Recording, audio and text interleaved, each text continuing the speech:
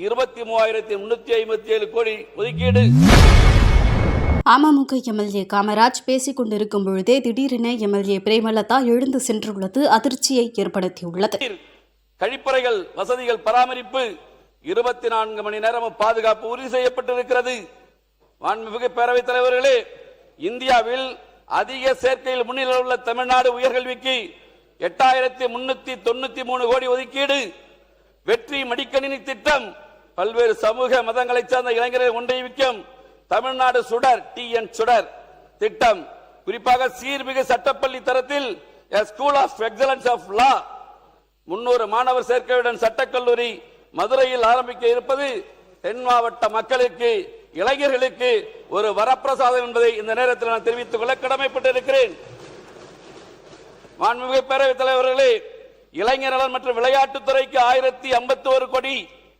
அதே போல மாண்புமிகு பேரவைத் தலைவர்களே, பெண்களுக்கு கருவுற்ற பெண்கள் மகப்பேறு நெருங்கும் வேலை மையங்களிலே தங்கி கட்டணம் இல்லாமல் உணவு, மருத்துவ உதவிகள், தொடர் மருத்துவ கண்காணிப்பு உள்ளிட்ட சேவை வழங்கும் பல்வேறு திட்டம். தாய் கேர் திட்டம், தொலைதூர மற்றும் கிராமப்புறங்களில் வாழும் மக்களுக்காக புற்றுநோய் பராமரிப்பு சிறப்பு மருத்துவ வழங்க மையம் கிளை ஹப் அண்ட் ஸ்போக் மருத்துவமனை அமைக்க உள்ளது. அரசு மருத்துவமனையை பிறக்கும் குழந்தைகளுக்கு 1 கிராம் தங்க மோதிரம் இல்லாத திட்டம், இதுவரை இல்லாத திட்டம். தாய் மாமன் தங்க மோதிரம் திட்டம். 1000 நடமாடும் முதியோர் சிகிச்சை மையங்கள். தடையில்லா மருந்து விநியோகத்தை உறுதி செய்த 100 கோடி ஒதுக்கீடு.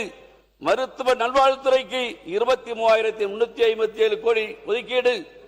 குறைவற்ற செல்வமாக்க உறுதி செய்யப்பட்டுள்ளது.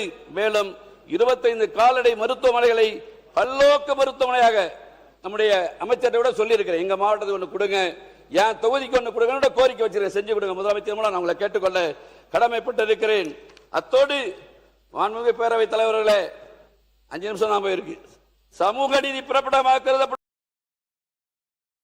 செய்திகளை உள்ளது உள்ளபடி தெரிந்து கொள்ள ரெஃப்ளெக்ட் நியூஸை சப்ஸ்கிரைப் பண்ணுங்க.